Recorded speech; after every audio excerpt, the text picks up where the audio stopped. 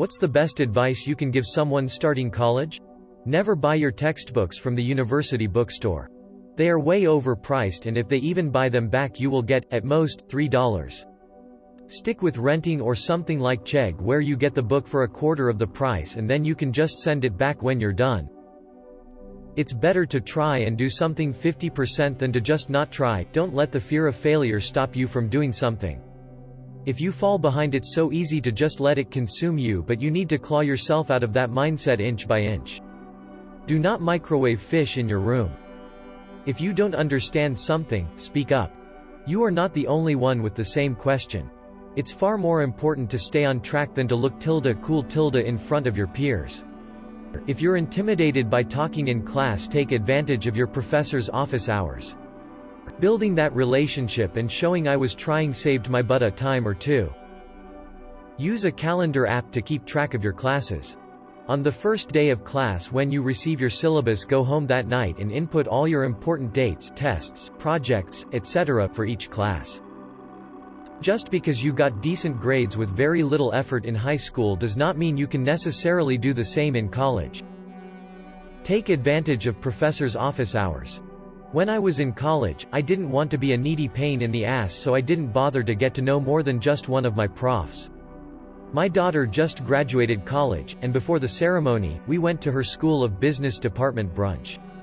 I was shocked what a valued relationship she had with her profs. Lifelong friendship happening there. They love her and have sound advice that I could never provide to her. So use your resources. The last piece of advice I can give you is that you will make your best friends in college. Life will happen and you will lose touch a bit. Then more life happens and you will reconnect and continue to have the time of your lives together. College gives literally zero garbages about you. You can skip classes, you can text in class, you can eat in class, you can walk out of class, you can avoid your homework, you can fail tests. They do not care. You need to have the motivation and self-discipline to get your butt to class, pay attention, and do your homework. Edit. Wow, this blew up. Okay, this obviously is a case-to-case basis. It depends on the school, on the class, on the professor, on the year. Your situation might be different. That's fine. My point is you are not babysat like you are in high school. While you are cared about, it isn't to the extent it has been for the past 12 years. Also, thanks for the golden upvotes. Wear sandals in the shower. People are disgusting. Check your Goddard emailed it. Thanks so much for the upvotes. Perhaps I should elaborate a little bit more because a lot of you are making some great suggestions. I go to a paperless state university, so everything is done through some portal or another. I have had entire assignments done through email. If I hadn't checked, then I would have gotten a 0. This is my 4th year at school and I've been in RA for 3 years now. It is so incredibly surprising to me that every year I have a handful of freshmen tell me that they didn't get the notice because they don't check their emails.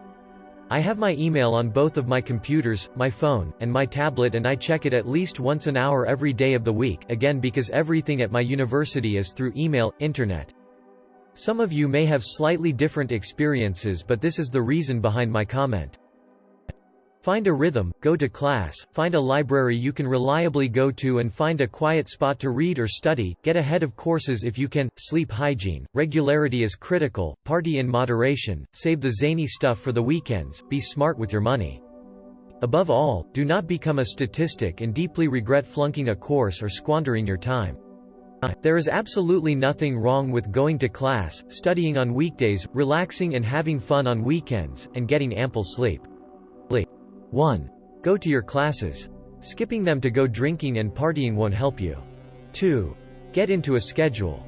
We all know those people who have commitments, of any type, at 9 a.m., who don't even bother to go to sleep until 4 a.m., then sleep through 5 alarms and end up being 2h late to everything. This won't work and you will fluff yourself. 3. A big aspect of college, university is the social aspect. Not as big a portion of the learning part. Everyone wants to have a good time, but you aren't paying out the butt for the ability to go drink and party, you're paying out the butt to receive an education to help you in life. If you spend all your time drinking, hungover instead of going to class, you're gonna have a bad time. 4. Don't wait 20 years to go, if you can help it.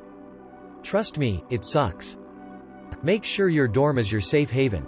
You'll always be able to find social events and parties, but you don't want that becoming the place where you sleep at night. Go to class. It's easy to fall in the habit because of the potential fun out of class activities. It's not high school. They aren't going to come figure out why you are missing class. You'll just fail out. I saw way too many smart people who just couldn't resist the party and late night life and failed out of school. You keep the debt and you have nothing to show for it.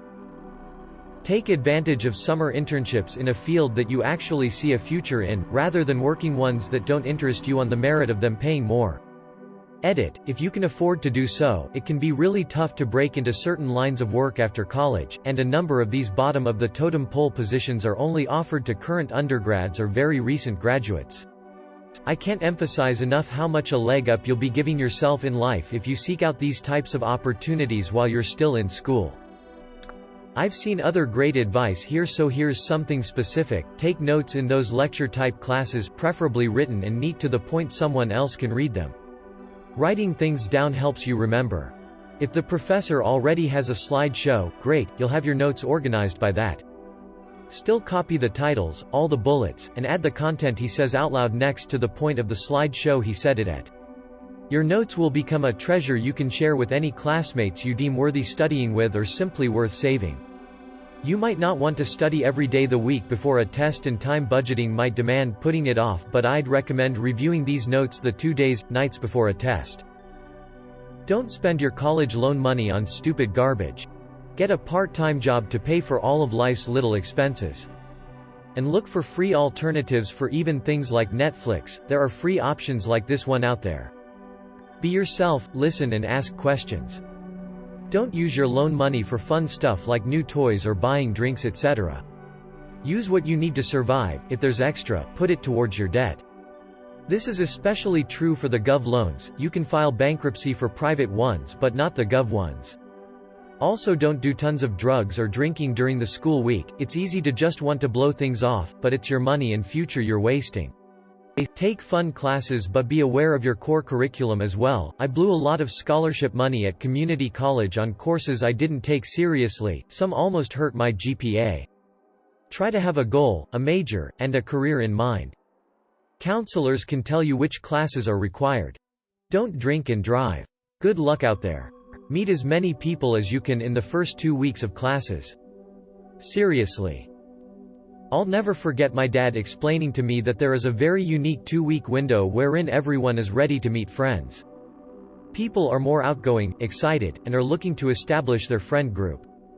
Put yourself out of your comfort zone for that period, create as many friend opportunities as possible, and have fun. Sleep more than you study more than you party, and party as much as possible. Be smart with money, enjoy the experience, meet people, study abroad if possible, but don't go to a Harvard price school for a degree that is useless in the real world. You're paying to be there, act like it. There are lots of specific examples like go to class, or have a career in mind, but all of these stem from treating college like something you are paying for and not some requirement or obligation to someone else. I always see a lot of people saying stuff like the friends you make in college will last a lifetime, and I can say from personal experience that it's not always true. My first 2 years of school, I spent most of my time with people who I wasn't that compatible with just to feel less lonely. I was too anxious to eat dinner alone every night and show up to parties alone, so I stuck it out with toxic, boring friends just for the company. We had some good times together, but after transferring schools I really felt no need to ever contact them again. It's okay to just be passing through. If you get your degree and continue doing the things you love, then you've succeeded. The 4-ish years that you'll spend in school are not dissimilar to the other 80 that you'll spend out of there. Sure, you're surrounded by an ideal setup of people in your age group that are also looking to meet people, but sometimes things don't work out perfectly. And from what I can tell, your life at home is pretty much gonna play out the same in school. College was a time to become myself away from my parents, but it certainly didn't resemble what I thought it was gonna look like.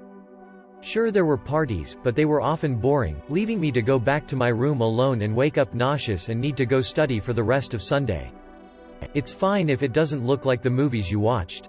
College doesn't have to be the time that you meet your best man, sleep with everyone, find your future spouse, and do all the drugs.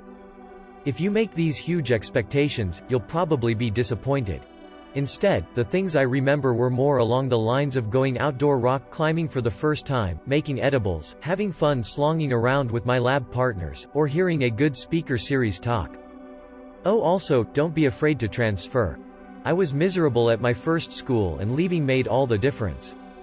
Don't think that you have to stick it through just because you picked it the first time.